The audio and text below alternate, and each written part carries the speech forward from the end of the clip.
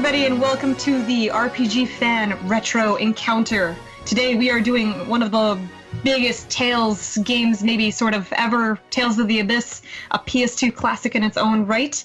You are joined by Mike Trivial Pursuit Sollosi. Hey everybody. And Alana Boombastic Mrs. Fantastic Hagues. I like that. I'm happy with that. I was thinking when you said Trivial Pursuit Sollosi, I was like, what am I going to get? But I'm more than happy with that. And hello, everybody. My friends won't play Trivial Pursuit with me anymore. Yeah, that's why I used it. Yeah, I won on the first turn once, and they got pretty upset about that. I'm so glad I picked good then. And I am your host, Stephanie. I got nothing, Sybydlo. So we are going to be talking about Tales of the Abyss, released initially in 2005. I think it was released in the US about a year later. It sports probably the series' most expansive story, marred sadly by long load times, but it was then later re-released on the 3DS for its 10th anniversary and has kind of sort of a few new features, most notably and most importantly, less load times, which I realize isn't a feature, but worth talking about anyway. All right. I'm playing it on 3DS, and I haven't noticed any load times at all. It runs pretty smoothly.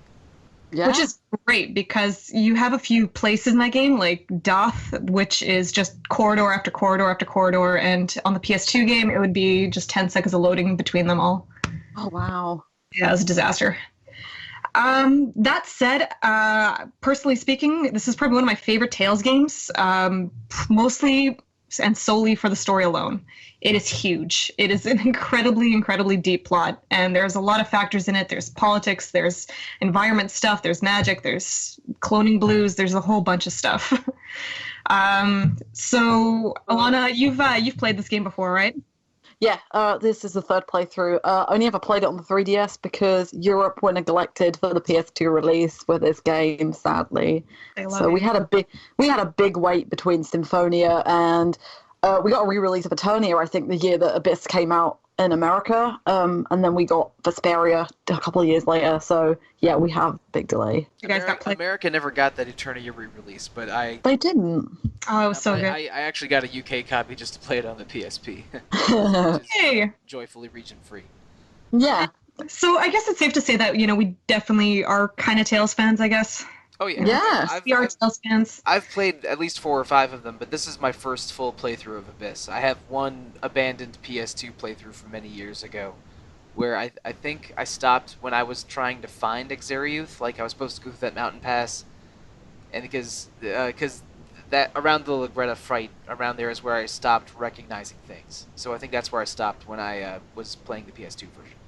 And it's sad because the story is a bit of a slow burn, and it's really hard to start getting it going. But I think after that Exariuth point, things really pick up fast. Oh yeah, it's You are the first-time player for this, so we're definitely curious about what you think. But I'm glad that both Alana and I are kind of veterans into this because they do throw a lot of terminology and locations and people at you. Oh yeah, I was mixing up which half was Kimlaska and which half was Malkuth like the whole time, and now Like, it's confusing. we're I guess the stopping point where we're going to stop talking about spoilers is right when war officially breaks out. Yeah. War were declared. The easiest way to remember it is that Malkuth has the best king, and Kimlaska has the worst king. I usually remember it with Natalia saying her name, Natalia Valada Kimlaska Landbuilder or something like that. So yeah. She has an insanely long name. And it's pretty, though. I love Stephanie Sheh doing that kind of princessy role because she nails it so beautifully. Oh, yeah, I love... Actually, the voice acting on a whole for the main cast is really good, isn't it, I think? And there's a lot of it. There is so much voice acting in this game. Yeah. Yeah. A couple weeks ago, we did the Persona 3 podcast, and there's 3 Persona 3 actors in this game that I'm just getting so many flashbacks. Oh, yeah. Oh. But the voice acting is pretty good, especially for the main characters. It actually really is, yeah. I know there's a lot of huff about... actually, you know what? We'll get into that. Okay, so... I don't know where to really start. So I can't really defend like a lot of the dated aspects of this game, but I do want to talk a lot about the plot and some of the overall kind of stuff. But, so far, I guess, first impressions... Anybody want to go? For the first half that we're kind of in? I guess I'll go a little bit, because this is my first impression for most of the game. And I'm definitely liking it so far.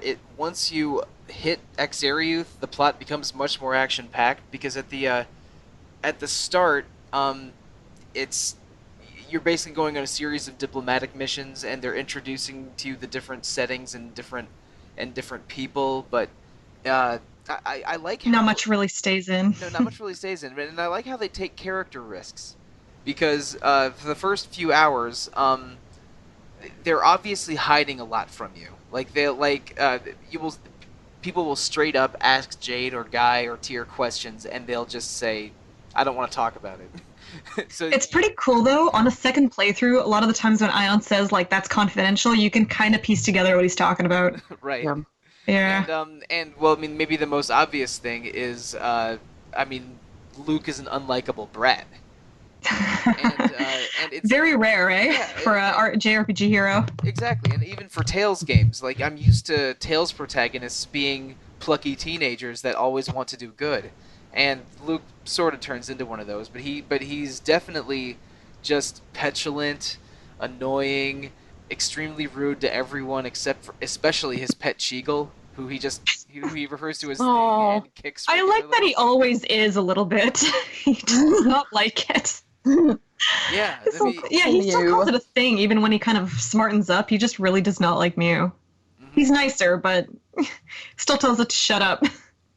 yeah, but and they're obviously setting up for a character turn, and I think at least so far it's a successful character turn.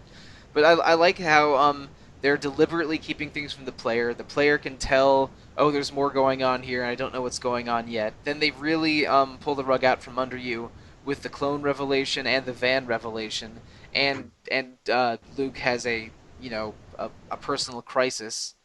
And then after that, it's like the game really starts like it's starting to roll once Luke cuts off his hair, FF9 style, and rejoins the party.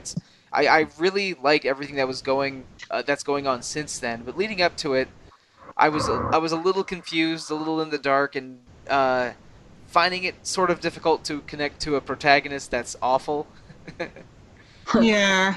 But it was deliberate. Like I could tell it's like, all right, they're not trying to make him likable or fun, and he's awful. It's just they're deliberately making him terrible, and they're communicating that to the player. Yeah. So yeah, it's an interesting risk that they take there, and at least so far it looks like it's going to pay off positively. I really like everything since then. It's the stakes the stakes of the game are very evident, and now there's a clear villain. But I don't think his plot is totally clear yet. No, No. it's kind of straightforward, but yeah. But I do like that that you keep your eyes on him the entire game. You're not just kind of he's not like a last minute villain. Right.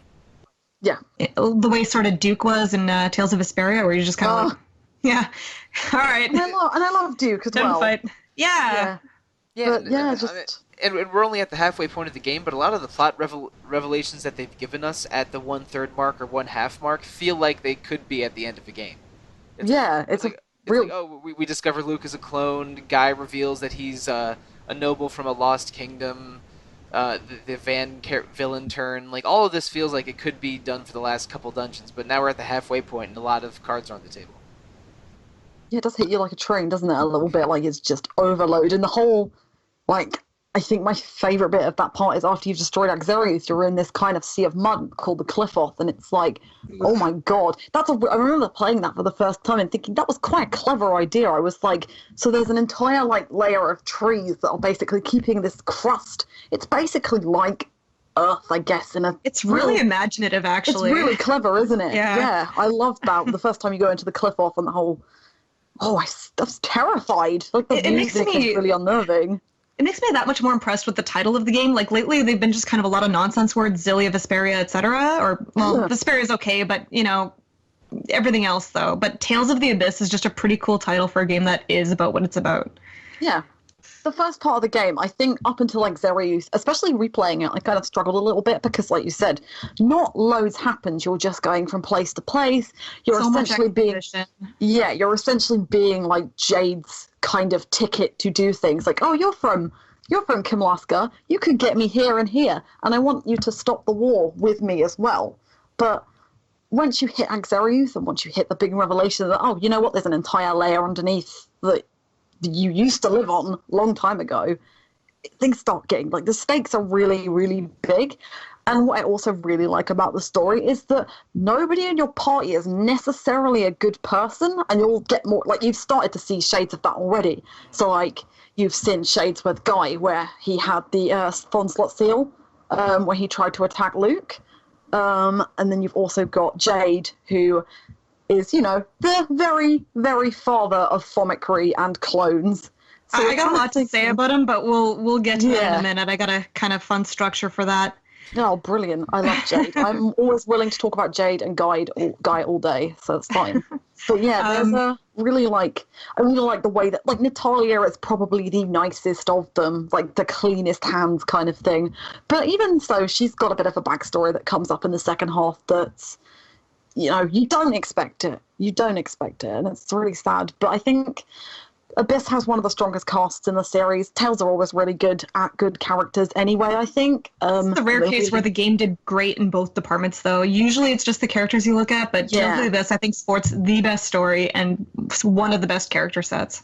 Would agree. I almost always think characters are more important than story for RPGs, because I'll agree. I've played plenty of RPGs with bad stories, but I mean, you're going to be stuck with the cast of characters that they provide you for usually, you know, a few dozen hours maybe. So if a cast is really bad or annoying, that's I think it's more of a sin than a story that's a little bit rote. But yeah. I agree with you. I think the story and characters here are really good. There's none of these characters are perfect. They're all flawed. They're all hiding things, but there's likable parts to all of them, and I'm enjoying how political the story is.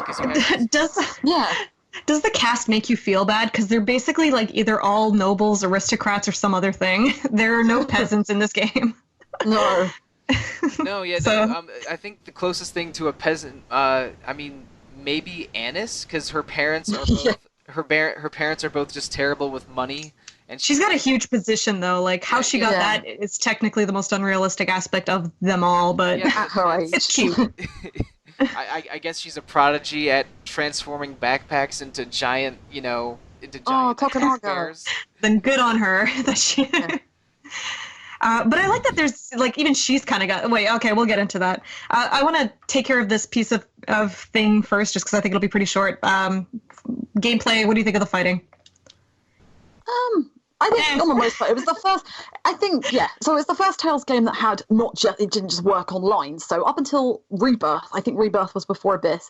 It was all on a plane on a line. Even though Symphonia was the first 3D entry, you still couldn't run around in circles. So Abyss is the first one where you can sort of hold down the shoulder button and run around in circles. It's really broken. So if you start running around enemies in circles, they get really confused. It's a bit of a shame because the AD skills are actually a lot of fun. Yeah, they're really good, aren't they? I really like the phone-on system, so I'll jump into that, I think. So me and Sollosi have been talking about this a little bit. So basically there are 6 main elements in the game, and if you basically stack them up on the field, so say that Tia casts Invoke Fire and then Jade casts Explosion or something, you'll get like a red circle on the field.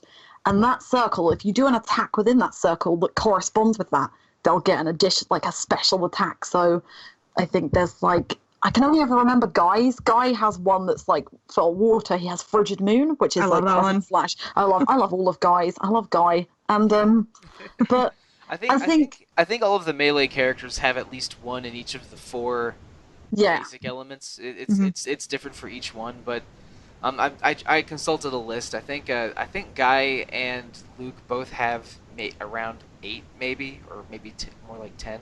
But the field of phone-on stuff is a really interesting wrinkle to combat. I like it a lot. The problem is I sometimes get a little bit of tunnel vision. Like if I'm controlling Jade, and I'm usually controlling either Luke, Guy, or Jade. If I'm controlling Jade and a fire circle comes up, then I immediately forget strategy and forget positioning, and just immediately try to cast Stalactite in the fire circle to get the eruption spell. Yeah. It's kind of like if you're playing a fighting game and you have a full meter, and it's like, oh, I gotta use this meter and cast the super move, and you just sort of forget everything else about the game and you die. Yeah, and I Yeah. think Tales of Zillia was really better at triggering like those kind of combo attacks too. I do feel FOFs are a bit infrequent. Exactly. All the Tales games have got gimmicks, but this one feels like the most gimmicky, I suppose, because at least you've got the fatal strikes in Vesperia, which you can tell when you're going to be able to do them, and you pretty much have to do them at that point. Whereas Abyss's Field of Phonons is positional based for the most part, unless you're a spellcaster, in which case it will work wherever it is, basically. But it's very much by chance because you could cast like splash and then another enemy could use an earth spell and that will cancel that circle out, so it's almost entirely luck based. You just have to get the timing perfect, and it's frustrating. I like doing them and they're really satisfying when you do them, but it's just I think it's a bit of a clunky gimmick. They could have done it a little better, I think. I feel the battle system is really, really satisfying, just a bit broken. So like if they remade the game and just kind of finely tuned it a little bit better, it'd be way, way, way, way, way better. I think so. I think coming back from some of the newer ones, so Berseria in particular, which doesn't work on a TP-based system, but there's a lot more free reign, and even though there are things that are broken in it, I think that the balance is there. So you can run around more freely, but at the same time, the enemies can also run around more freely and are not kind of dumbfounded by the fact that, oh my god, Luke's running in circles. Like, please help me. Just... Yeah, But no, it's fun. The one time I felt like I successfully used the FOF system was when I wasn't doing it well. I was fighting a boss. I wasn't really using it well, but then Jade cast his wind spell. I forget what it's called. I think I had just learned it too, and mentions so that's your weakness. And Turbulence. yeah, turbulence. That was it. So I paused, switched, turned off all of Tyr's spells except for her healing and her invoke wind, and turned off all of Jade's spells except for turbulence, and then adjusted Luke's arts so that he was only using ones that could use wind field of phonons, and then I finished the battle that way and got a field of phonons boost like 4 times, and it felt great. But I had to do like a full 3 minutes of tweaking just to, to use it right. So you have to pre-prep it. Yeah, it is a gimmicky system, but it's satisfying when it works, and it's a really cool idea that is that doesn't. You can't ignore it pretty easily too. It's if you can, I'm sure you can beat the game without ever invoking a field of phonon bonus on purpose. Mm-hmm. But it's still cool. I like most of the combat going for it. I mean, I've played most of the older Tales games, so I'm used to the linear, slightly clunky combat, and Abyss feels like a much like a better version of Symphonia with the free run button. But of course, a step down from Vesperia, so it's right where it needs to be, I think. Yeah, I think so. The combat never gets in the way of enjoying the game. No, definitely not. It's not. And it's actually fun to like run circles around enemies in the end. So I'm just like, it really is. I'm just gonna let it work for me. You know? Yeah, I mean, you never have as much TP as you want, but. Oh no! I tell you what, there's somewhere all the newer ones seem to be like abandoning TP. Coming back to the TP system has really thrown me off, and I'm just my god, I burned through it so quick. There's a lot of players though who actually hate this whole CC or just whatever alternative to it though. So everybody. I sort of like the CC stuff better, even though it took some getting used to the first time I played Graces, because I mean really. I mean, the TP system limits players. Like when you're out of TP, you can't use your coolest moves anymore. And and in the other systems, like you can use all your coolest moves as long as you get 1 or 2 attack strings in, and that means that you're allowed to use your most fun, most effective combos without having basically guilt free, without having to like huff orange jellies or something. So it's the TP system for Tales, it's way too easy to burn TP, especially if you're using a melee attacker. You get it way too slowly, too. Like, you hit for 1 TP at a time, that's gotta go. It really should be percentage-based or something.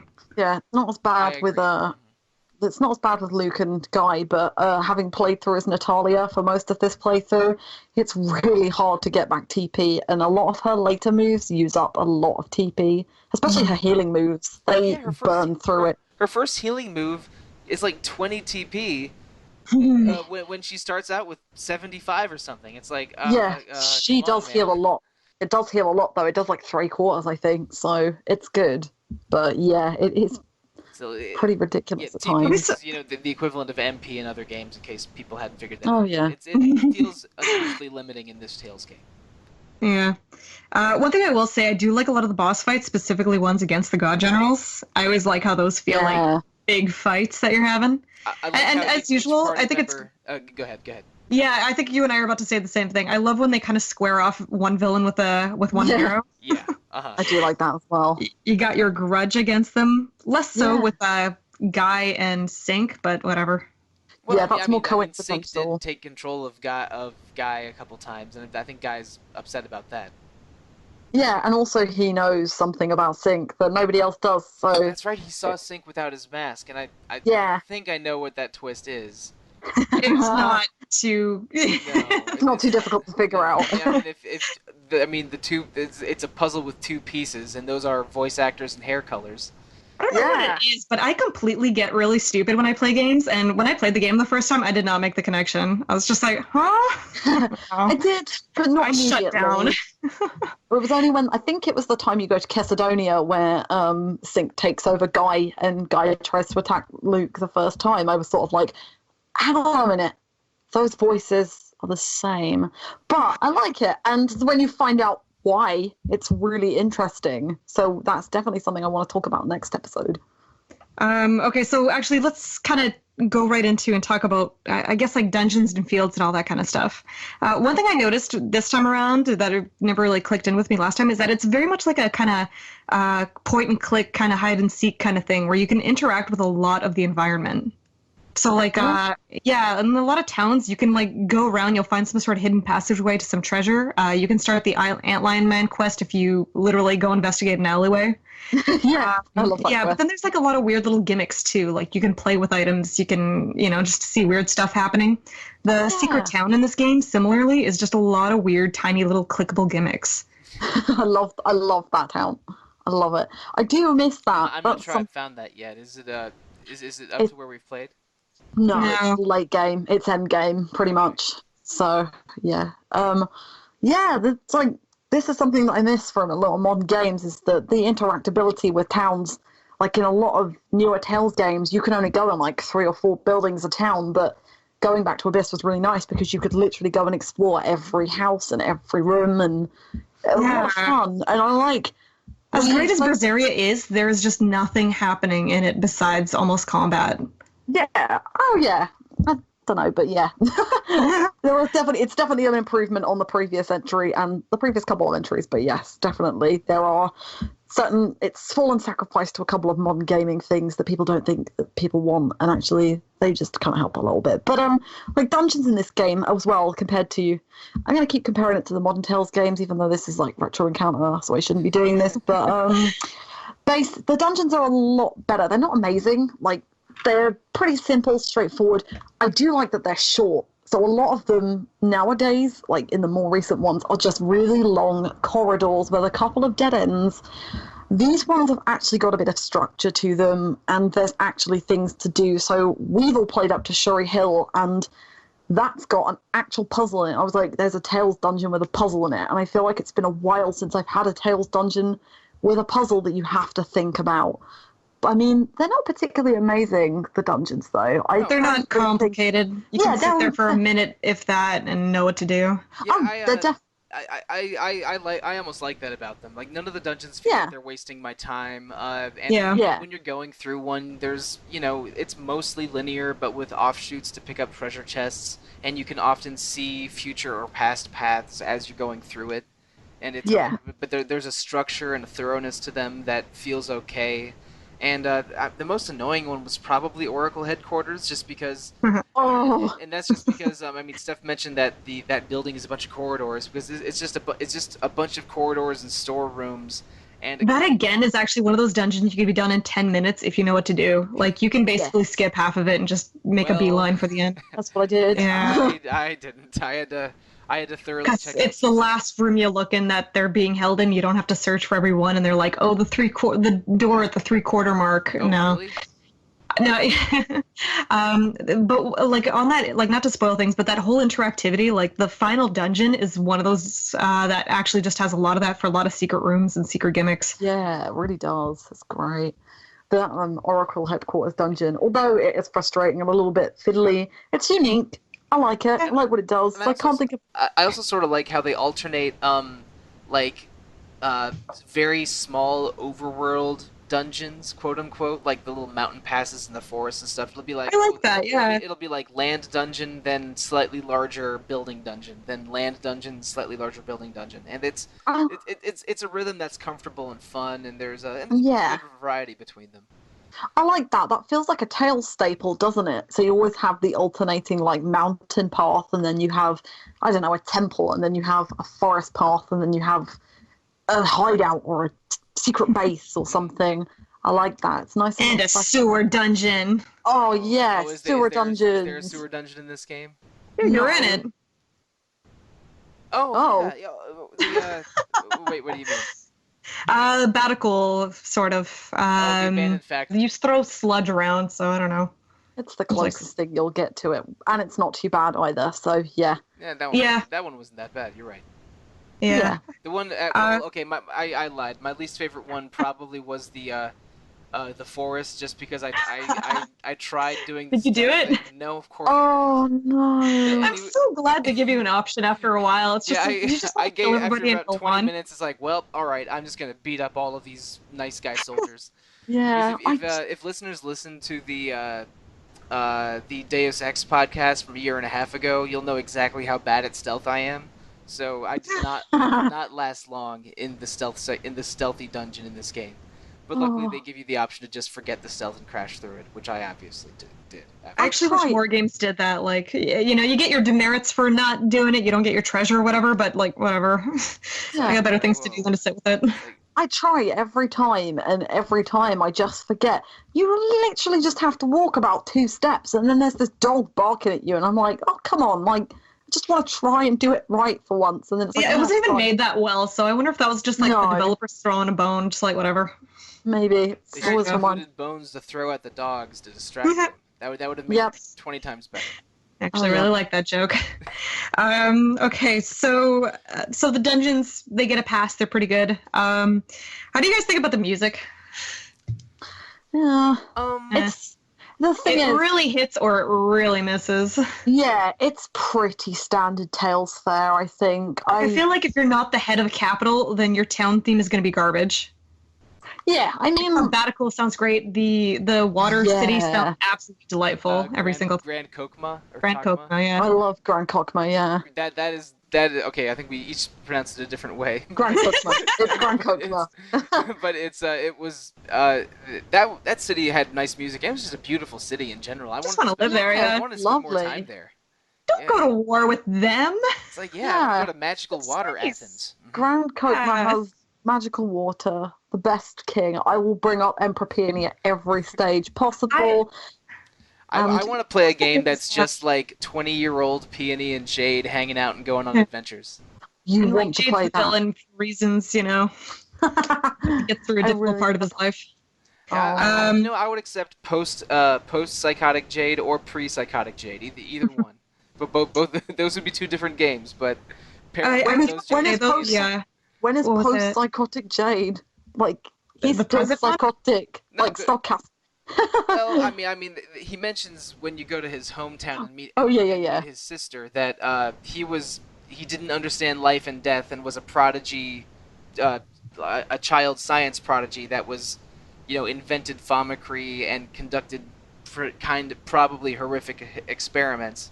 But when he tried to revive his teacher, it all ended in tears. It went poorly, and he doesn't do that stuff anymore. So I mean, I guess he's still a little psychotic, but he's not the evil sociopath he used to be. One thing I like is that his look kind of lends to that. Like, he's got the kind of very dark red eyes, which is, pure anime staple for a evil character. He's got that kind of long, kind of, crazy scientist hairdo. Yeah. So he, there's something off-putting about him. It wasn't just so much that you kind of give him frizzy, crazy hair, that you kind of give those kind of crazy scientist characters. Right. But he actually looks kind of different. He's got an air about him. That's just kind of ominous. He doesn't look like Gene Wilder and Young Frankenstein or anything, but he looks. There you go. He looks like anime evil scientist a little bit, and Dist, his corresponding member of the Six God Generals, is basically the mad scientist that Jade probably could have been if he had walked down a different path. One thing I do have to say is that, music-wise, I think the first battle theme is amazing, and the victory theme and the God General fights. Those at least stand out. I really like the God General boss fight. I also really like... I like the music for Darth, and I also like the music for Shuri Hill. It's quite mystical. Yeah, and Yulia City. Oh, Yulia City is nice. Yeah. I really like Shuri Hill. Like I noticed I can't remember most of the dungeon music since it's so background and kind of RPG standard, but Shuri Hill was really pleasant. There are some good tracks later on as well. One thing I like about Shuri Hill is that it really works in, like, even if for a game with a very musical motif has kind of average music, right. But Shuri Hill kind of works in that musical motif and idea really nicely. Yeah. So, like, you'll see a lot of decorations where it looks like a bar of music. And the puzzle in Shuri Hill reminded me of Ocarina of Time a little bit, because you're filling out notes on a musical staff with that, and it plays a melody. It's like, this sounds like something I would be playing on an ocarina. The Order of Lorelei's main religious symbol looks like a tuning fork. It does. Right, yeah. Saint Bina's doors look like a violin. Yeah, Tyr's character design is based off of a violin or a stringed instrument as well. So I think it's actually really cool how they worked that in, and totally an aside, but I love that Jade has a Pac-Man belt. No, that's definitely important. That's totally important, yeah. They always, really every Tales game sneaks in some Pac-Man, some Valkyrie, some I like that. They're proud. Tower of Jirwaga stuff. All of them have those references a little bit. Like I don't know for sure, but I'm sure that the Golden Armor, Blue Line Shield, and Blue Crystal Rod are in this game. Like, as they always are. I think there are. My favorite ever reference or cameo that Namco did was in Symphonia, Presea gets a Klonoa outfit. Oh, I love that, yeah. Yeah. Klonoa is like the forgotten Namco IP. And I'm like, please bring it back. No, it's Klonoa is great, and a couple other characters have Klonoa outfits. The girl they added in the PS3 Vesperia can also dress up as Klonoa. But she can. It's a 2D meets 3D platformer that was PS1, then PS2, then the first one had a Wii remake. And Klonoa 2 is the PS2 is secretly a really good platforming console, and Klonoa 2 is one of the better platformers on the PS2. Excellent. It's nice music. Yeah. Yes. Lovely music.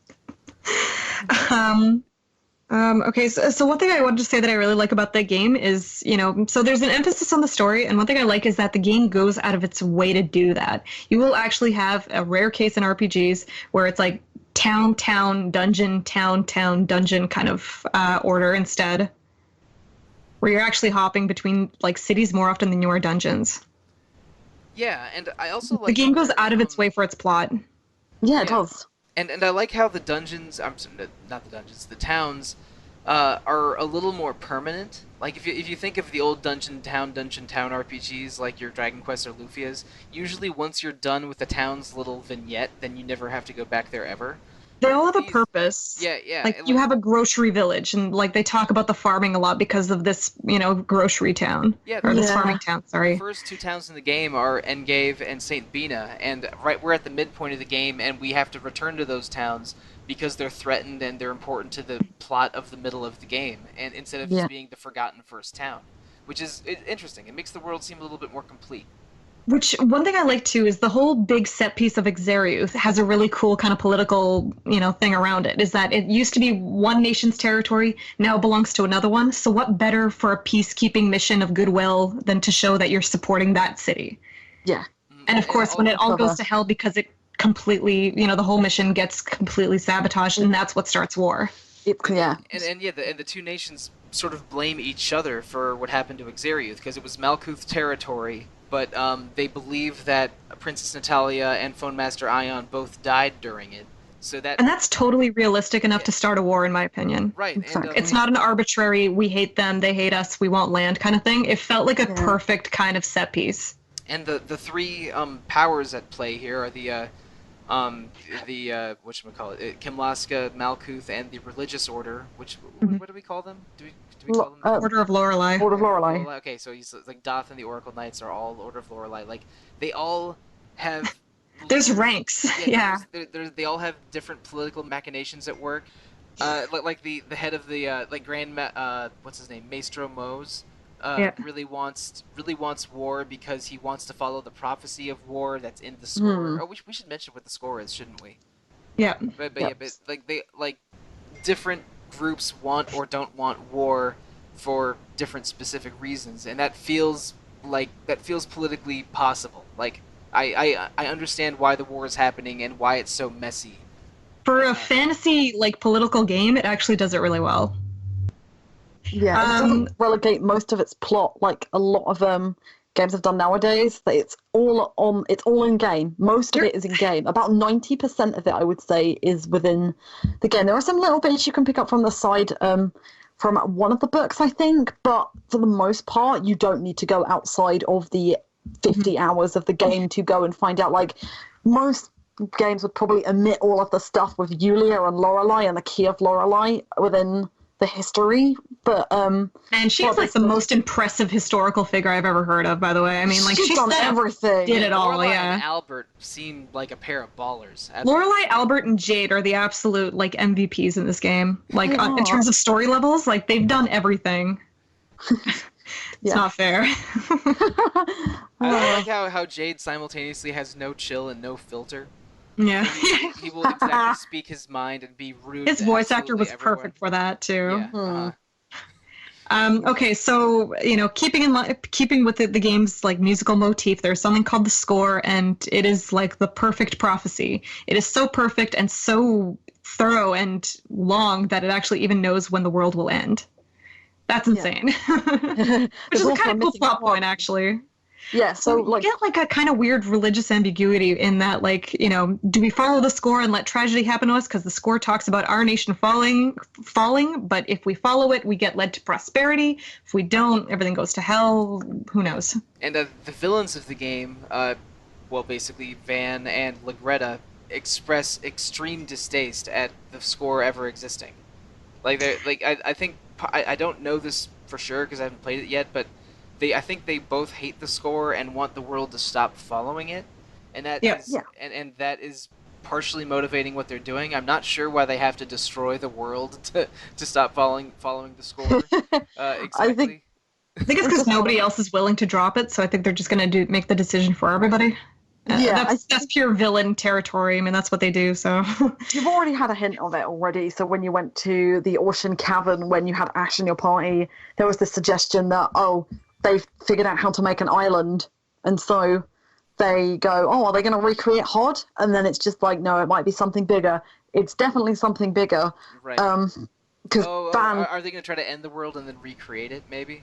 Without recreate a score-free world? Okay. Maybe. Maybe not. Okay, well, I mean, that makes more sense now that I'm putting two and two together. But it's, the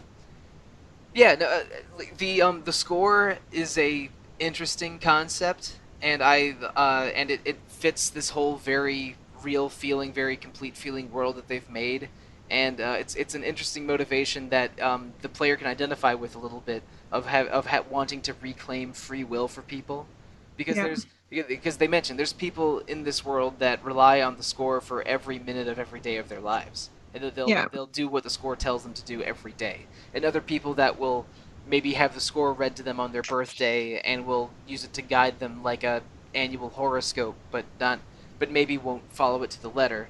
But it's still pretty dead on. Like it's they treat it like it is pretty accurate, like 90% of the time it seems, or 100% of the time. Down to interpretation as well. So they'll suggest one thing and they'll go, okay, it might do this, and they'll somebody will maybe your cat will die or something, and but hang on a minute, this might lead to something better. It's essentially like that. So they'll always basically twist it around to what they think, because there's an instance later on that Mose brings up. I was going to bring it up, but I've realised it's spoilery. So yeah. Okay. Yeah, they don't say it yet. I'm just beyond where we agreed to stop, so I haven't heard it. It's fine. So there's two things I thought really interesting about it. First is before you go to Coral Castle, you have to go rescue some engineer who cares? But one thing I like is when they come up to you and they appeal to you. They're like, "Come on, man! He's a really devout follower of the score. You know, you have to save him. You know." Yeah. I don't know. There's something about that totally rings true. Like, you know, I was kind of in a religious household or whatever, and they're, you know, it's like, you know, oh, you know, we do our best to follow the teachings of all this kind of thing. Can you please help us in return? And I don't know. I just thought some of the rhetoric and some of the way the dialogue unfolds about religion kind of, I don't know. Yeah, I don't think this game sounds familiar. I don't think this game is anti-religion the way a Grandia 2 or a Breath of Fire 2 is. Because, I mean, it's okay, spoilers for both of those games. Both of those games are basically, the demons were running the religion all along. Yeah. Kind of stories. Or tell the Symphonia. A little bit like But it does have an interesting religious ambiguity. Definitely. No, it does. And it's, the religion and the score aren't meant to be the villains. Like, we mentioned how the two central characters of the religion, Albert, was it Albert and Yulia or Albert and Lorelei? Which one? Oh, there's Yulia as well, yeah. Yeah, but like the central characters of the religion are interesting in their own right, and most of the religious characters aren't evil, but it's still. Well, I mean, Moses, but I mean, look at his eyes. Okay, Moses. Look at his haircut. Look at his eyes, obviously. But it's not an evil entity, and religious people are not bad people necessarily. So it's simultaneously a sort of a dominant and respectful version of religion that you also sympathize with the bad guys for wanting to destroy all of it. because of how like constricting the score feels. Yeah. Like, so to me in this game, Ian is probably the best NPC. I think he's the most interesting, layered, friendly for whatever reason, you know, and he's generally very, very smart. So one thing I think is really cool is that there's even divisions within the Order of Lorelei. So you got Mose, who's, you know, much more conservative, and then you have like you get Ion, who's part of a more relaxed version. So like he's actually trying to stop a war that's written in the score. He's the head of his religion. But he's still trying to stop a war. So I think he's actually really interesting that he, you know, despite his position within the religion that he's sort of the head figure of, is that he's trying to stop a war that was actually written in the religion. So he's kind of got interesting motivations. It's almost like he wants the best out of the world, even if it means abandoning the score, which is essentially what the main group end up trying to do. Yeah. Yeah, he's an optimist that wants to do good. While Mose is very conservative and wants to follow the score to the letter. So I'm a bit disappointed that Mose really, sorry to spoil, but he doesn't really end up being as great a villain. Well, no, I don't think he doesn't feel like a villain, more like just a troublesome NPC.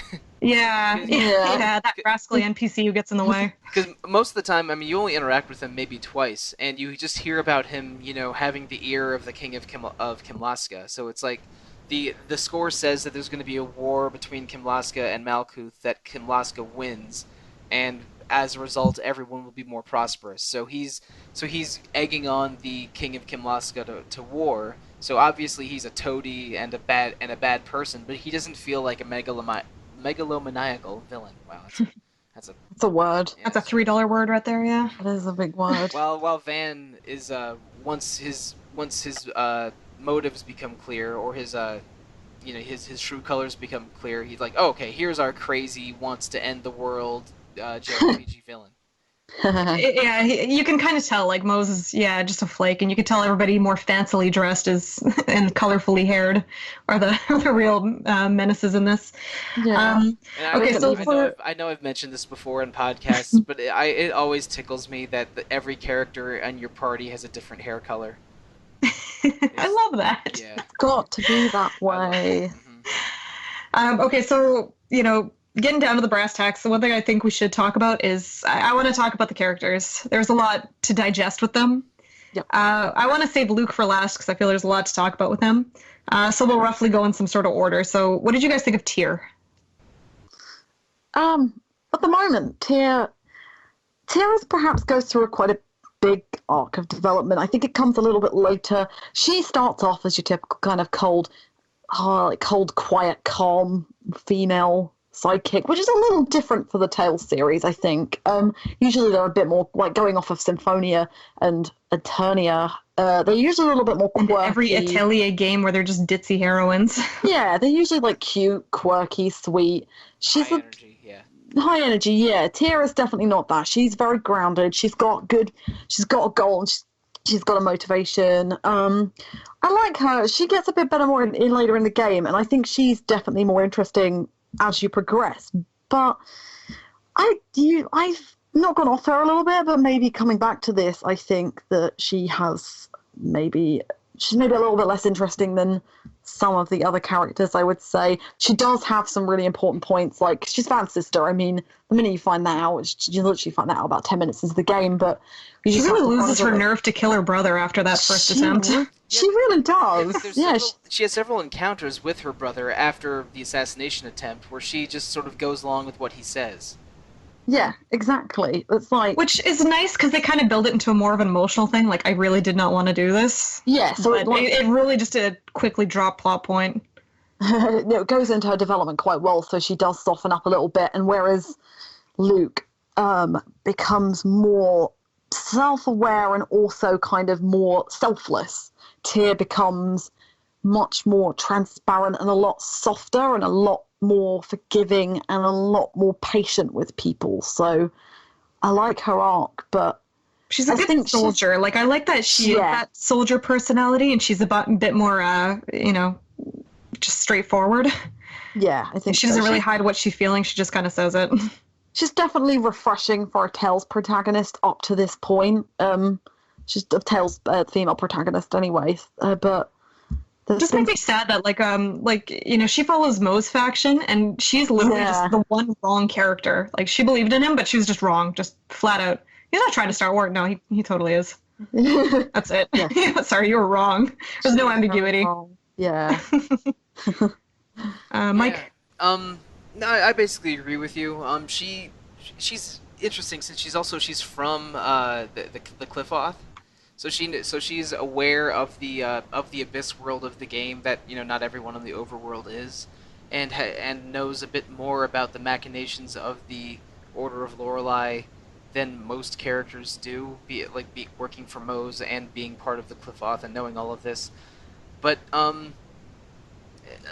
the most active we ever really see her is during that assassination attempt. Outside of that, she's content to just go along for the diplomatic missions and work for Mose and just sort of do her thing without being a super mover and shaker or story activist.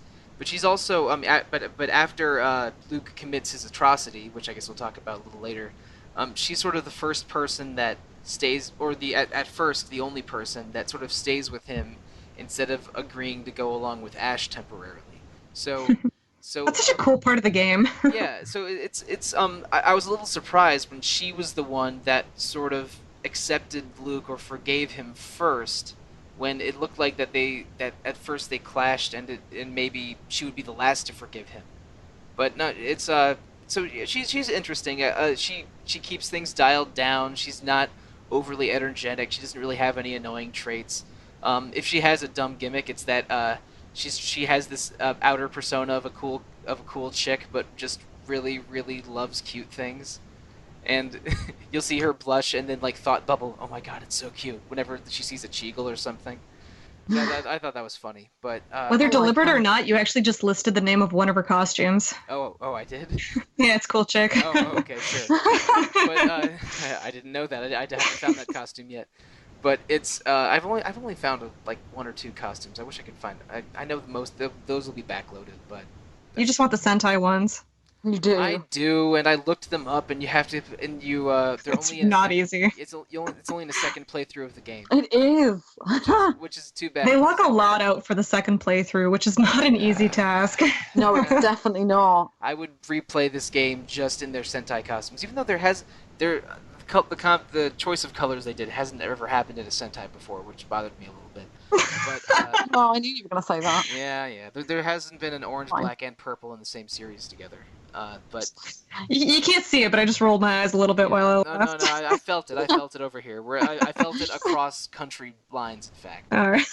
The three of us are podcasting from 3 different nations, as it were. All right. So Tyr was the 16-year-old sergeant or something. No, she's just a soldier, seventh bonus, so she uses magic, and she is the large-breasted girl in the series, which every Tales game seems to make a point of. I don't know this yet, but I assume there's a hot spring scene where Yep. Annis probably Annis comments on the other two girls' chest sizes. Like she already did, actually. She does in one of the skits that she needs to fill out, but that's Tales being Tales. So Jade is a 35-year-old colonel for the Malkuth Empire. He has a pretty dark past. What did you guys think of him? He's the best. Alana. Oh yeah, I love Jade. Oh, I'm so glad you said that. He is the best deadpan wit maker of them all. He is, yeah, because you don't expect it. The first time I saw Jade, I was like, okay, he's going to be like the really cool, he's going to be like the uncle of the group, like, the kind of older, kind of, yeah, I'm cool, I'm going to keep everyone in check. And then he like gets down on one knee and bows to Luke, and Luke's like, do you have no pride? And he's just like, none so cheap as to sort of like let this opportunity slip or something along those lines. But for every like smart, intelligent thing that Jade has to say, he has at least 4 or 5 witty comebacks, and I think him and Dist play off of each other so perfectly. I love that he's got a lot of history with his character. Yeah, I do love the history between Jade and Dist a lot, and find Dist hilarious anyway without Jade calling him Dist the Runny and him flying. Yeah, he knows how to get under his skin right away, like any good friend might. I like the relationship he built up with Guy in the second half of the game as well. They become like almost partners in crime, like buddies that have to. Not really. He kind of uses Guy because he's really smart. So it's his subordinate. I love that. Yeah. But Jade definitely gets the best battle quotes and is the most overpowered character as well. Like, he's a really overpowered mage, and especially like later on when you get some of his really good skills. I do love the justification to weaken him a bit. Like, it's good that they made him really strong. Yeah. But they had to dumb him down a bit because, you couldn't have that the whole game. Yeah, they're just like, you spent an entire nation's budget on one person just to stop him from casting spells. Mm-hmm. Great. Yeah, it's almost like the beginning of Symphony of the Night or the beginning of a couple Metroid games where you're super powered and you're using the characters like, oh, this is awesome, I'm one-shotting everything, and then you lose it all. It's like, oh man. Yeah. So it communicates that this character is real badass and powerful, but now you have to sort of rebuild them brick by brick. Which makes it even better because he's just doing it all over again. He's fine with that. Yeah. Yeah, and he takes it completely in stride, which is kind of amazing. Yeah. One thing I like about the spellcasters going off is that in a lot of TP-based Tales games, the spellcasters tend to have exclusively magic moves, whereas Tyr and Jade have so Tyr's almost got like a pointed staff, and Jade's got a spear, and then they finally get their own skills. It's really nice. It's really really good. They can get TP a little bit easier. He's at least competent at hopping into the fray and poking a little bit to get his TP back up. His weapon is really cool too. There's a skit about how he keeps his spear concealed in his arm with some advanced fomicry. Yes, that's so cool. And he could summon it at will, and Luke's like, oh man, how can I do that? And they're like, you have to be actually good at this stuff and not a dumbass. So pretty much. Yeah. I think all right, so we're probably going to be talking about him a lot more soon. So let's just kind of move on because we're already spending a lot of time on this game. I also like how I know you. Yeah, sorry. This, but he has maybe he has the wittiest comebacks of any of the characters, and his opponent on the God General's Dist has the fewest comebacks. Yeah. I love that Dist has a revenge journal. Yes. Unfortunately, Liam O'Brien has ruined himself on that role because every role he's played since then has just been kind of Dist. I was like, where's your journal? Where is it? So everything I've played with Liam O'Brien in it, I'm just like, nah, I can't see past Dist anymore. I mean, I looked up who the when I was looking up the different voice actors, I saw that Dist's voice actor is Kazuki Yao, who is who has a really absurd clown ass voice. So yeah, he does. He's gonna sound like any Kazuki Yao character, which is just completely bonkers, which is fine by me. It's a real shame they didn't dub the skits too, because one of the really funny ones is when they're tickling Guy, when you have a girl tickling Guy, and then Jade joins in with his deadpan voice, like, yeah, tickle, tickle, tickle, tickle, tickle. He laughs, doesn't he? He's like, and then everyone stops, and it's like, it's so weird. It's weird having those unvoiced skits, because I would have paid DLC money for that. It would have been worth it. They just feel like unskippable dialogue scenes, which is a little frustrating.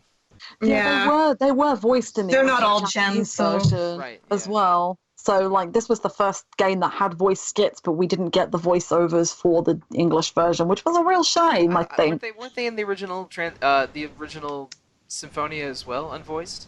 Yeah. Yes. Yeah. I mean, sorry, I meant that they were the first voiced ones. Like in Japan, they were voiced. The Abyss skits. So the Symphonia ones weren't voiced in Japan? I don't think they were. The PS2 version may well have been. Someone will have to correct me on that. But I don't believe. No, I don't believe that they were. Abyss was the first voice skit game, and the first one that we got was Vesperia that had voice skits, and it really improved them, I think. Oh, yeah. Definitely. They didn't feel like you said, you know how you get dialogue in a really basic side quest. It's just a little bit trolly and a little bit do I really have to read this? They're really good. I love them. Skits are probably some of my favourite parts of the Tales games. So, yeah. There's a lot of plot, so it's a good game to have skits for. Yeah, it's a nice one to break them up with. A lot of the time, the skits have valuable information in them too. It's there's a lot of them, but they provide some nice plot details. Natalia and Ash skits are pretty heartbreaking. Yeah, they really are. Yeah, poor thing is still in love with him. They're both crazy for each other, and I know. Ash is a bit of a a bit of a jerk. Yeah, he's kind of stoned up. Okay, so next on the list is the Ionian Sergeant Anis Tatlin, Oracle Nightfall Master Guardian. Whenever she gets that victory quote, I keep pressing B to try to skip to the end. Oh yeah, can't do that. I don't like small children characters in games, and Anis did not endear herself to me by. I like her. By having her defining character trait being trying to get with rich dudes. Yeah. I think because she's so young and because she is so somewhat mature. Yeah, she is. She's bratty like a kid, but you can't really have just an actual kid being in charge because that's just weird, and then you get some sort of Richie Rich scenario going on where it's, I don't know, they're not fun. She gets the best weapon. Yes. She does get the best. She's actually great gameplay-wise. I never gave her a chance my first playthrough, but she's actually a lot of fun. I'm not really giving her a chance. She's the character I use the least by far. Yeah, she's definitely my least favorite character. She's my least favorite character plot-wise, and I don't ever use her in combat, sadly. That kind of makes sense, though. She's, plot-wise she's young, but I do like that she still has some beef with Legretta, and it's actually pretty good when you hear the center of it. Yeah, and Arietta. But her opposite... No, yeah, Arietta, not Legretta. Arietta, sorry. Yeah, Legretta's the gun lady, and Arietta's the beast little girl.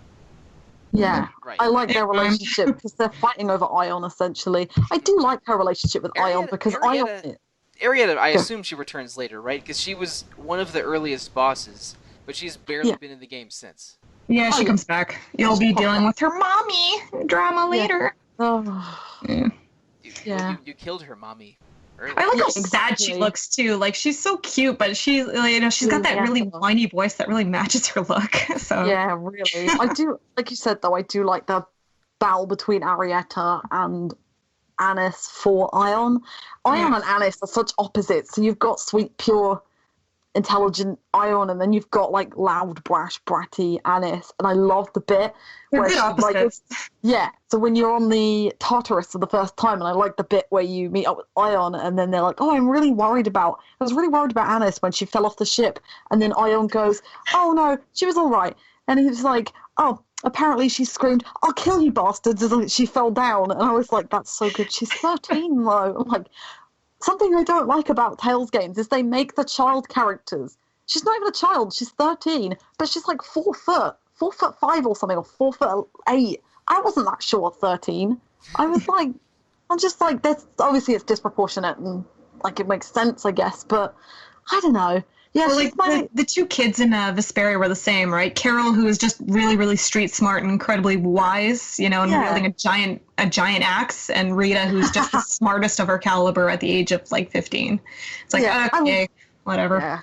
I like the anime. kid characters in Vesperia, actually. I think they've They're done a good. lot better with the kid characters in later games, so Rita has a little bit of Jade in her because definitely. she just has like no filter and says exactly what she thinks, and she's this brilliant scientist that is really blunt in her mannerisms. Well, what I like is that like Jade is like the mad scientist, whereas like Rita was like the socially awkward mad scientist who just couldn't really form a relationship if she tried. She's like a cross between Rain and Jade, I think. So she's not as sarcastic as Jade. She's got like she's a bookworm. So like Rain, she likes studying ruins and everything, but she has the bite of Jade and the power of Jade. She is also extremely broken. Yeah. So she's very broken, but I love her. Skills that like cut down her that let her change Yeah, chain spells together. Rita's crazy in Vesperia. Destruction, yeah. Oh. You know what I'm talking about. Yeah. Okay, so we don't get into this podcast, but one of Annis's motivations actually really works for me because she's a child, but we'll get into that in the future. Yeah. Okay, so next is the wonderful BFFFF guy. Yay. I like Guy a lot. He's the best. He is the best. I love him. He's adorable. He is the best in battle, in my opinion, too. I think he's by a lot. I use him mostly him the most, I guess, because he has a pretty good suite of basic sword moves that are like the traditional Tails swordsman stuff are split between him and Luke, but he has sort of more combos, is more mobile, and they have really good reach. Like, when he swings his sword around, it'll actually hit an enemy behind him sometimes. Yeah, it does. Yeah, one of his skills, it's got like a... Yeah, one of his fast draw skills can hit like 4 enemies at once because it's a really wide arc that goes out a fair distance for a sword. It's like a 200-degree angle that it hits, Like, really good. Yeah, you know the one I'm talking about, but I forget what it's called. Void Tempest? Void Strike or something like that. No, I think it is Void Tempest, which is different from regular Tempest. Yeah, he does get regular Tempest. Version of that. Right. Yeah, he does get a regular Tempest move, so it's fine. One thing I love is that when you meet Guy in Aramis Cavern, when you finally go meet Luke again, he is just full of really sweet BFF talk. You know, so like the game has a lot of the cloning blues kind of thing with Luke. He's like, but I'm not the original, and he just kind of comes back. He's like, so what does that have to do with it? You're still been around for 7 years. You're still you, and Ash doesn't even like the name, so you should take it. So yeah, like I wasn't friends with the other guy for the past 7 years. So exactly. He really has a good male best friend vibe, and the sort of the slight darkness in his story comes as a bit of a surprise, but it's a cool little bit of backstory, and his humor makes him less thoughtless the way he usually seems to be. Yeah, and his gag trait of being just terrified of women is it's funny and not that annoying. So I'm into Guy a lot. I really like him. It's played up nicely for laughs in that he's a bit of a woman, like he's a bit of a Romeo, but he can't be at the same time. He's just so sweet to women. He's just like, oh, I wouldn't ever turn down a beautiful lady like you. And he does it to Natalia quite a lot. And Natalia's like, you're saying that, but you actually can't do anything. She's actually really fun about it, too. He's like, well, yeah, but when Luke and I are married, you're going to have to get over it because I'm going to be living there. She's like trying to help him get over it, but she's not very nice about it. And there's one scene I remember where like he says something that's a little sexist or something, so Tyr like appears behind him and just hugs him, and he faints. And he loses it. Whenever he screams, because it's the same voice actor, I always get the Vash the Stampede thing where Vash is like running across the desert away from things, and I'm just like, Sollosi's thinking Power Rangers. Yeah. His voice actor was a Power Ranger. I'm sorry, I don't mean to keep hammering on you about that. But I think it's all good. I like Japanese superheroes a lot. I'm not. It's not a secret. The thing I mentioned this before, but the voice acting thing that confused me the most is Persona 3 because Guy and Luke are the main character and Yosuke in Persona 4, and the main character and what's his name? The voice actor for Luke is the main character of Persona 3. So I get a lot of Persona flashbacks from the voice acting in this game. But it's true, Johnny Young Bosch was the Black Ranger at one point. Which, by the way, if you tune in, we are doing an RPG fan stream of Persona 3 right now, too. So yeah, check that out. Yeah, is Scott on that one? Yeah. He is. Yeah. Yeah. She can't do Persona 5, so. Wow, wow. Yeah. Well, I mean, listeners to this podcast would have already heard our Persona 3 episode a couple weeks ago as well. Yes. Good dog. Okay, so yeah, we're in big favor of Guy. Guy's our guy. Guys, Guys are Guy. Guy the... Oh, one thing I love, his yeah, that works out so beautifully. And one thing I love is that his sword would never ever fit in a scabbard half the time. Oh yeah, he has this, His swords are massive. He has this tiny thin katana scabbard, but his swords are the same as Luke's swords and are like wider than his arm. So it's Got a four-hander. It's like Inuyasha, where he has that giant scimitar that fits into a katana scabbard.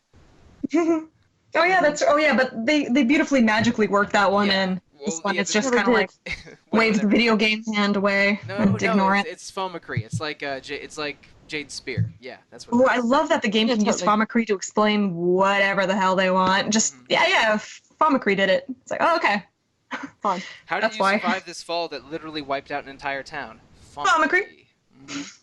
Oh my god, okay, just quick aside, can we just all say that the worst death in the entire goddamn series is probably that kid? Yeah! The kid that just really sinks into the poison mud? That's horrible! Oh my god!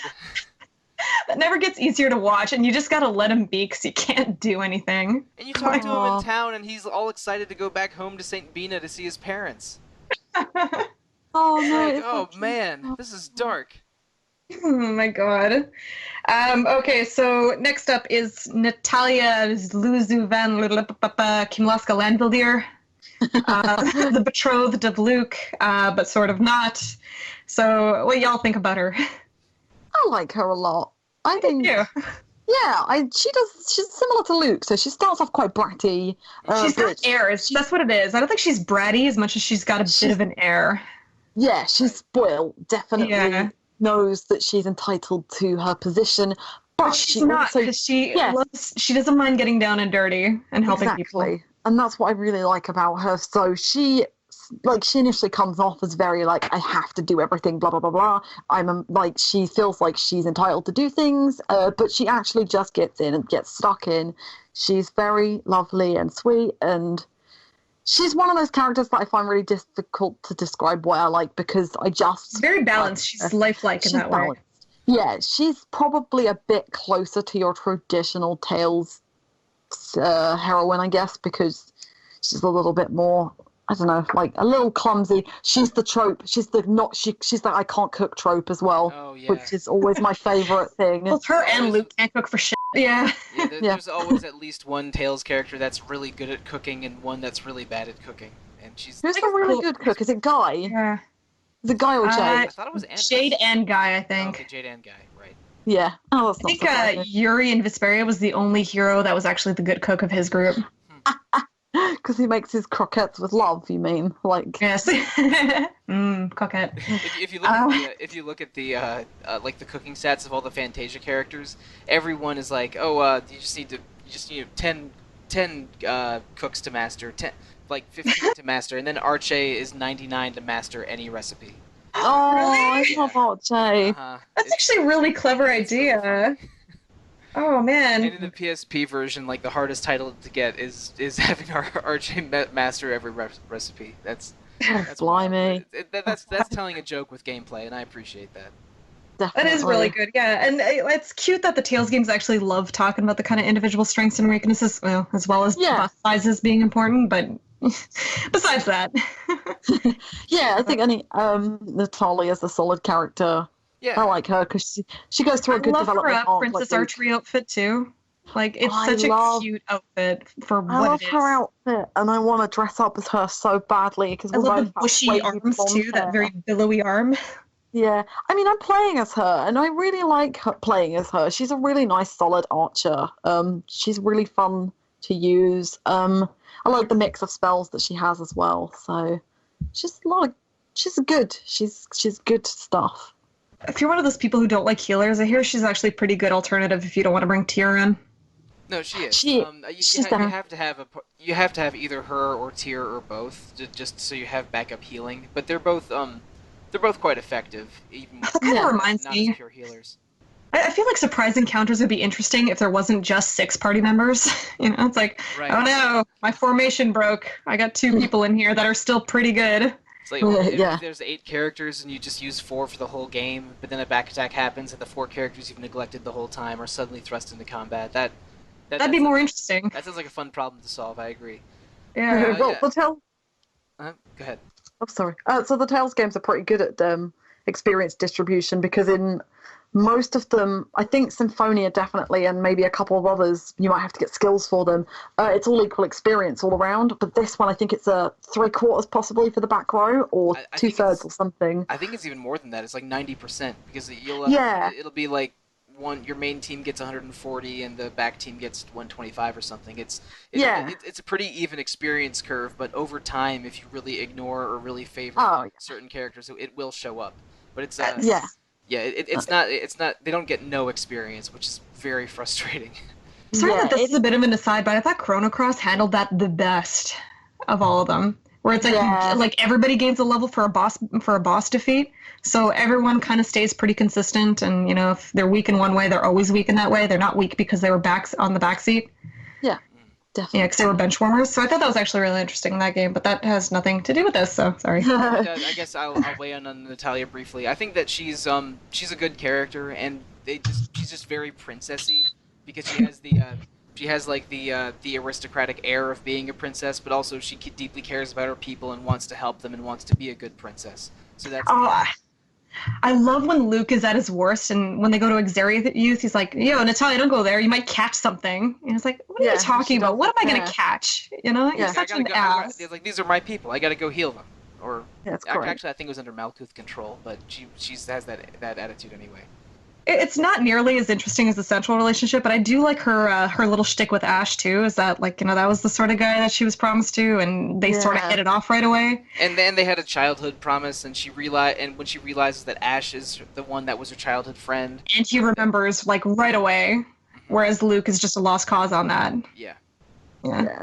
So it's sort of tragic that she's kind of she's kind of got this sort of weird romance, princess romance going, and it's not really going too well. Okay, so best for last, maybe. So Luke, thoughts?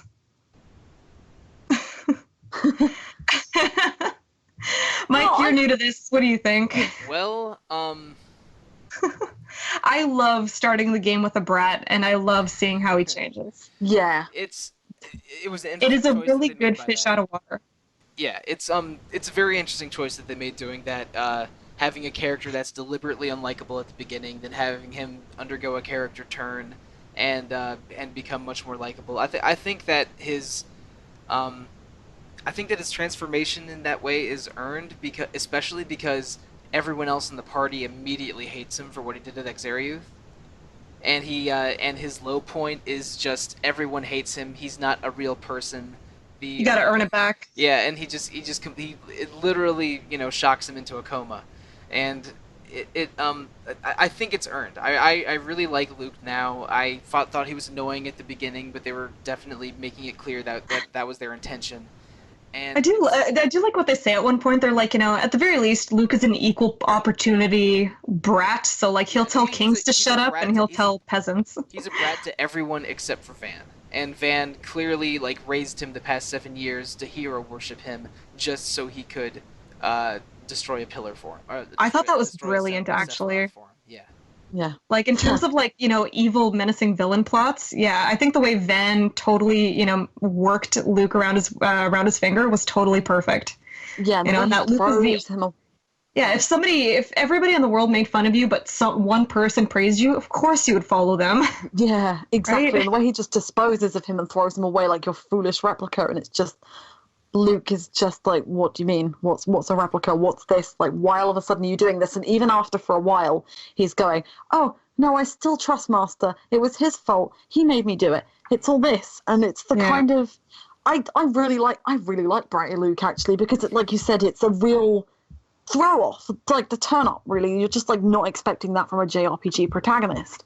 I do like his development arc. I do find that he becomes the typical Tales protagonist eventually, and I find the little bit finds that the kind of he has these little moments where he's just like, oh, maybe I shouldn't be born kind of thing. It's just like where Lloyd in the previous English release Tales game is just kind of the complete opposite. Like, don't you dare ever suggest to me that you should die because everyone's important.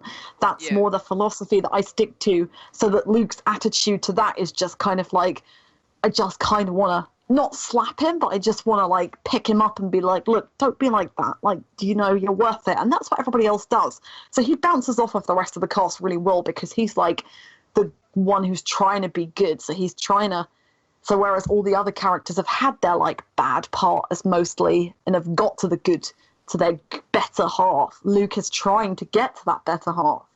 So he does become a bit more standard, I guess, for a character, but his development is really well handled. It's necessary and it's really well handled, especially the further you get into the game, and it gets way more interesting the later on that you get, and you do find that he is a very responsible human being / copy. It's cool because biologically Luke is only 7 years old. Right. So, his brattiness, his, lack of understanding, his lack of empathy, his sheltered childhood, it kind of really, really works well for his character, and the fact that he has to grow up quite literally quickly. He does. It does make a lot. And you're right. Post-transformation, he is a relentless do-gooder like most Tales protagonists. But that's part of why it's refreshing, because he had to be sort of torn down before he could become that person, and that feels unusual for Tales, because other than Yuri in Tales of Vesperia and maybe the new girl in Tales of Berseria, it's almost always someone who is selfless and good to a absurd degree, and so having him be this different version of that, who has to sort of become a good person after being this awful person and experiencing this awful tragedy is, I know I've said this over and over, but it feels earned, and I really like him for that. One thing that's cool is that, so the whole Exaria thing is just a really great, again, and like I said before, is a great set piece. So, you find out Van's intentions, so you find out a lot about Luke. Van betrays you, and Ash betrays Van, funny enough. So it's just kind of an interesting stepping off point to where the story starts to really, really pick up. And sort of Ash becomes this really, really interesting character in the series. Game, whatever.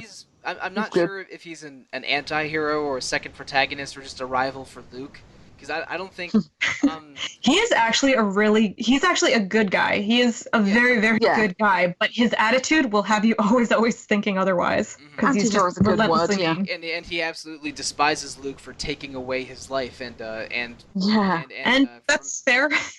From I guess how old are they? Is 17? So he took away all of Ash's years from age 10 to 17, so he could learn how to be. So he would just undergo harsh martial arts training or something, or be locked up in an Oracle Knight's prison. I don't know exactly what his intervening years were like, but his Ash's hate of Luke is justified, and they haven't met each other. Well, and in fact, where we are in the game now, after Exariuth, Luke hasn't encountered Van or Ash again. So there's a lot. There's a lot to unpack there. I'm sure they will. It's tears all around, yeah. But I think tears just sort of like on a not just one tear. No, it's oh god, that reminds me. Mysterica has to be the worst name I've ever heard in my entire life. That's pretty bad. Stalker into Mysterica. Yeah, neither of those are good. They're really bad names. But one thing I do like is, because again, the whole fish out of water, Luke's never been outside of the manor, quite literally, never, is that, you have a pretty interesting, and Tales games actually do this often, in that the human NPCs actually matter. So, like, in Tales of Symphonia, if you killed a human enemy, they wouldn't vanish like most monsters do. They actually just fall on the floor. Right. And in this game, when you see that the people, that your playable characters have to fight actual human characters, it's a lot of a shock to Luke. Yeah. And it's great. Like, they don't dote on it too long, which is good, but I like that they still make it a plot point that, it's war and people die, and are you willing to kind of pick up the slack on that? So, I do like that this game doesn't take death and all that stuff lightly. But, that reminds me. Yeah, Van is apparently supposed to be a 28-year-old, which he neither sounds nor looks like. Wait. Brilliant. Van? Yeah. Van Yeah. is 28. Van is supposed to be younger than me. He looks 30, like 38, if that. Yeah, he's much closer to 38 than 28. It's like, Luke, Oh, and, I know. you must follow me. I should say that one of my favorite skits in the series, in the game thus far, is when Annis is explaining to Natalia how Van gets his powers from his beard and eyebrows. Yeah, he does, though. He absolutely does. Those are some ferocious eyebrows, man. I told you, I warned you. You did. Mm-hmm. I did. Yeah, I don't believe he's 20. I remember reading that and just going, really, are you joking? So, like, no, he looks at least like Duke is older than Van. Duke is 40, I think. And Jade is like Jade is older than Van. Wouldn't that make Jade 6 years older than Van? Yeah, Yep. Jade is 7 years older. He's 35, I think. Okay, I Yeah. 34. So I do not buy Jade being 7 years older than Van. Not one bit. Well, let's put it down to Thomicry. So Thomicry for Jade. He looks so Thomicry, youthful. And Van, it's just the Cliffroth. I don't know. No, he wasn't falling into the It Cliffroth. ages you. Oh, God. Oh, I just also want to say, I think Yulia City is one of the coolest looking cities ever. Yeah, it's really clever. You don't explore much of it, but it is cool. I think that Grand Kokma's cooler, but yeah. Yeah, prettier. I just really like Grand Kokma. So I think we covered a lot in this one. Is there anything else anybody wants to add? So we got another big one for the second half of this. No, I think there's a lot to cover in the second half, definitely. Yeah. For it. Yeah. So we will be back with the second half of Tales of the Abyss. The story gets even denser from here on out. It's really been great hearing what you guys think about it, because this is definitely, plot-wise, one of my favorite games ever, just because there's so much in it, and it does it all very, very well. So just quick, how you guys are good? You got nothing to add? Are we, like, roughly, you giving it like a 7 out of 10 at least? Oh, no, higher than that. More than that. Yay! Yeah, This no, is different. I've played at least 7 or 8 Tales games, but I've only finished I think 4 or 5, and this feels like one of the best of those, absolutely. And I'm really excited to see how it goes. I like it though. For a series that's not really known for good story, it's like they put everything they got literally into this one game and still haven't been able to do it again. Yeah, they've never reached the heights of the story until possibly Berseria, and I still think that this trumps it for Totally. various reasons. Berseria is an excellent story and a really good cast of characters, but I think there's something about Abyss that just makes They just threw in so much. There's like more characters, more political intrigue, more bad shit happening to the and world. Just nothing's more and left more. out. And Yeah, everything is nothing. involved. The entire world is involved. It's not just Loose around ends, this group all of wrapped people. up. Yeah, Yeah. it was perfect. It doesn't. We'll say we'll get to it, but it's 2/1 on my list. So yeah, of Tales games. Cool. My favorite Tales game is Fantasia, but That's a I classic. think That's I beautiful. would put that up there. I just haven't. I really like it, but I haven't finished a good version. Yeah. Also, the Game Boy Advance version of Fantasia is terrible. Like the other 3 versions are all great. And Yeah, the SNES one did more for SNES than the GBA one did as a game. Just ugh. the SNES version of Fantasia is awesome. They have Solid. a fully recorded pop song intro, which I don't know any other Super Nintendo game or Super Famicom game that did that. That actually kind of reminds me. I feel like Tales of the Abyss is what put Bump of Chicken on the map. I Yes. think, like this is the first game that really, and it's a great song. The Tales of the Abyss opening is absolutely great. I love Karma. Karma's Not my great. serious favorite, but yeah, It's way up there. way up there. It is a good opening song. So yeah, I'm looking forward to finishing this one. It's between this and the Shadow Hearts podcast a little while ago, I'm really killing my PS2 backlog, and I'm very happy about that. Good. Okay, so the May game is going to be Darksiders. Yeah, sorry, I'm just getting right into it. The May game for Retro Encounter is Darksiders. If you have any questions, thoughts of your own, we would love to read them on air and talk about them as well, especially for a game as, intense as Abyss is. Email us at retro@rpgfan.com. We love hearing from you. Or, reach out to me and Nilsson on social media. So we are on Facebook, rpgfancom. We are on Twitter, which is at rpgfancom. Please review us on iTunes, listen to some of the various podcasts. They're wonderful to listen to. We have so much fun, and we love, hearing what you guys think about that. Which, by the way, we did actually get another comment on Twitter saying that, yay, I just discovered Retro Encounter, and it's great. Oh, awesome. I love that. So I'm totally in a Tales mode right now. I got Berseria going, and every Wednesday I do Tales of Symphonia, so please join me on there too. I'm probably one of the site's bigger Tales fanatics, I guess. I'm always talking about them. It's really lame, but, geek out with me and geek out with us on the site. That's what we're about. So I'm going to go eat pizza soon, so any other closing words? We've talked about Tales games a lot on this podcast. And I'm glad that we're finally doing an episode. It's really fun. And, wow. That's that. Bye, guys. Hopefully we'll hear from you again soon. Woo!